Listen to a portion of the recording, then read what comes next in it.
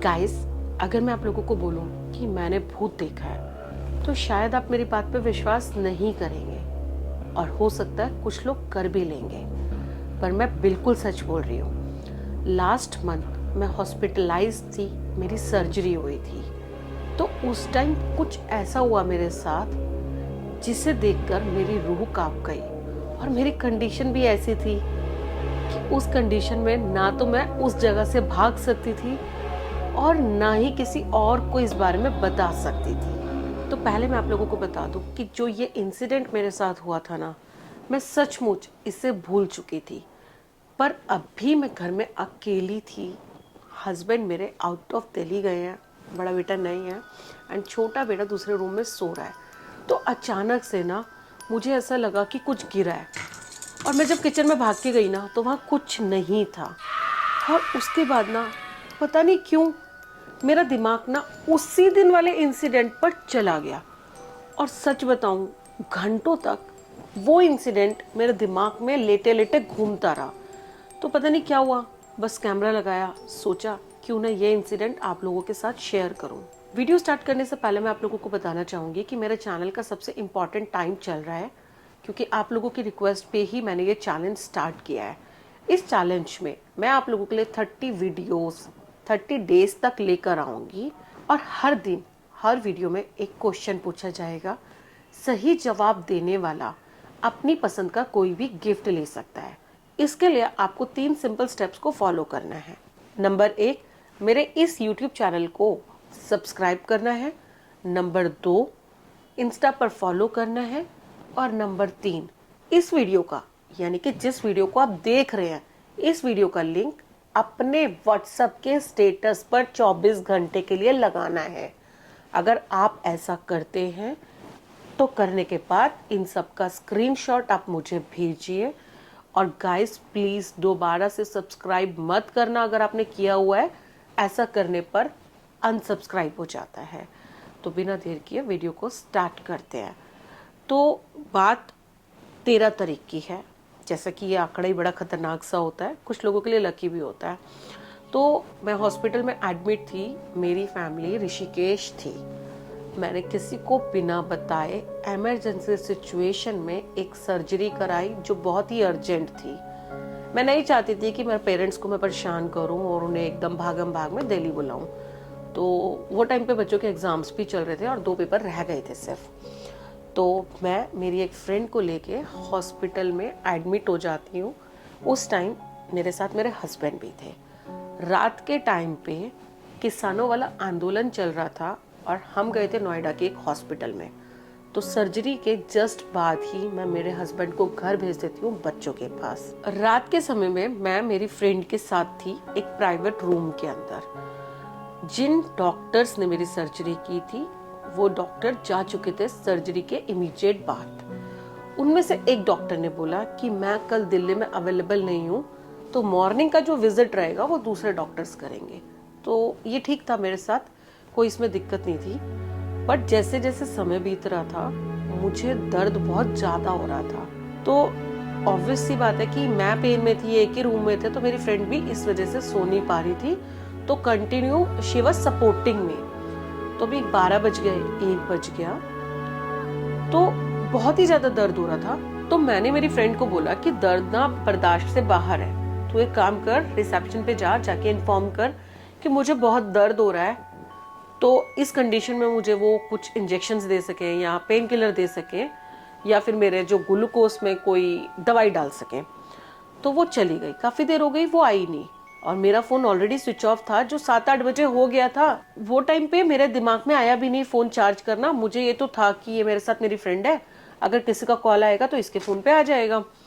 तो काफी देर हो गए, वो आई नहीं। तो ना मैं ऐसे उल्टी बेड पे लेट गई और मुझे ऐसा लगा कि शायद उस रूम में आके कोई गया है, शायद वॉशरूम में कोई क्लीनिंग कर रहा है। बहुत देर हो गई। इतने में मेरी फ्रेंड आती है। मैंने उसको बोला कि देख जरा वॉशरूम में कोई है क्या, बड़ी देर हो गई है, वॉशरूम में कोई घुसा हुआ है, इतनी देर तक क्या साफ सफाई नहीं हुई उससे। तो कहती वॉशरूम में तो कोई नहीं है। मतलब ऐसा लग रहा था कि वॉशरूम में कंटिन्यू उस वॉशरूम को कोई यूज कर रहा है, क्लीनिंग वर्क चल रहा है। भाई मेरे को थोड़ा सा डर लगा, तो मुझे लगा यार हो सकता है मेरा वहम वहम हो, और मैंने उस बात को, उस टॉपिक को वहीं खत्म करा। फिर बजते हैं रात के 2, और ना अजीब तरीके से ना वहां पे रखा हुआ कांच का ग्लास टूट जाता है। सच बताऊं, उस कांच के ग्लास के टूटने की वजह से मैं बहुत ज्यादा डर गई थी। तो मुझे लगा कि शायद जो लोहे का बेड होता है उसके हिलने की वजह से वो साथ में रखी टेबल भी हिली हो, जिसकी वजह से वो ग्लास टूट गया है।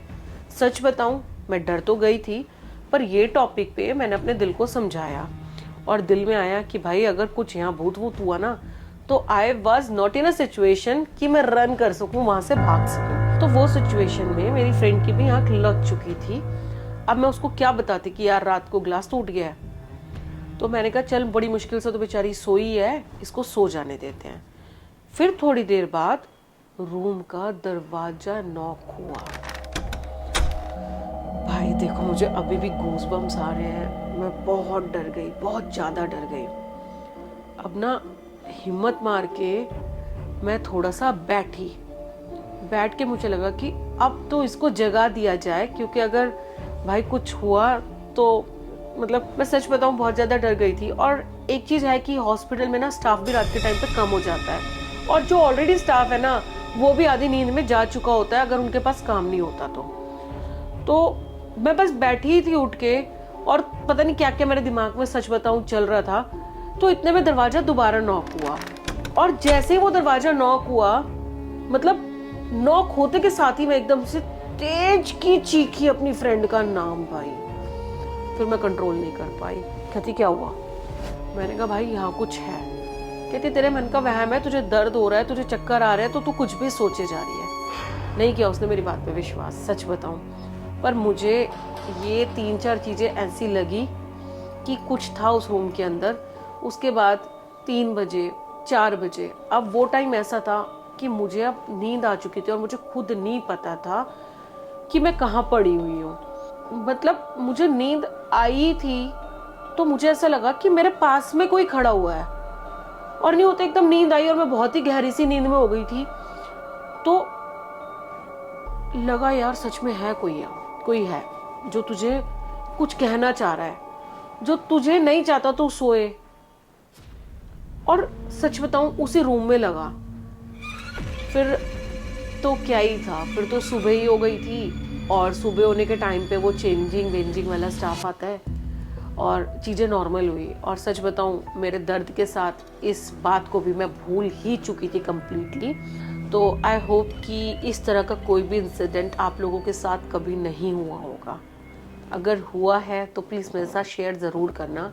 और इस वीडियो में मैं आपसे क्या ही क्वेश्चन पूछूं? क्वेश्चन बहुत ही सिंपल है, क्योंकि ये वीडियो भी इस महीने का ही एक पार्ट है, तो क्वेश्चन तो पूछना ही पड़ेगा। तो क्वेश्चन ये है कि वो कौन सी तारीख थी जब मेरी सर्जरी हुई थी? तो बस जल्दी से इस क्वेश्चन का रिप्लाई कर दो। बहुत ही ईजी है, इस क्वेश्चन में कुछ नहीं है। आप लोग गलतियाँ कर रहे हो। बहुत सारे लोग इंस्टाग्राम पे आके कोई स्क्रीनशॉट भेज रहा है तो कोई आंसर नहीं भेज रहा है, कोई आंसर भेज रहा है तो स्क्रीनशॉट नहीं भेज रहा है। गाइस इट्स वेरी सिंपल, और मैं कसम से बोल रही हूँ बिल्कुल फेयर गिफ्ट मिलेगा आप लोगों को, क्योंकि ये आप लोगों का ही हक है। तो बिल्कुल इसमें कोई भी चीटिंग नहीं है। 30 गिफ्ट्स हैं, 30 डेज का गिव अवे और 30 डेज का चैलेंज है। प्लीज़ हरी अप, क्योंकि आई डोंट वांट कि आप लोगों के हक का गिफ्ट मैं जाके रोड्स पर लोगों को डिस्ट्रीब्यूट करूं। क्योंकि अगर वीडियोस आपने देखी है, चाहे वो प्रेजेंट में देखी चाहे पास्ट में देखी, तो आप ही लेके जाओ ना। आई होप आज की ये वीडियो सच्ची घटना पर आधारित आपको पसंद आई होगी। अगर आई है तो वीडियो को लाइक करना, चैनल पर हो तो सब्सक्राइब करना, कमेंट करके बताना आपका वो सच्चा इंसिडेंट जो भूतिया हो, और गाइस वीडियो को शेयर कर देना। थैंक्स फॉर वॉचिंग, और प्लीज़ प्लीज़ प्लीज़ आंसर करो बिल्कुल इसी फॉर्मेट में। 3 चीज़ें ही बतानी है आपको, 3 चीज़ों के स्क्रीनशॉट भेजने हैं। बाय।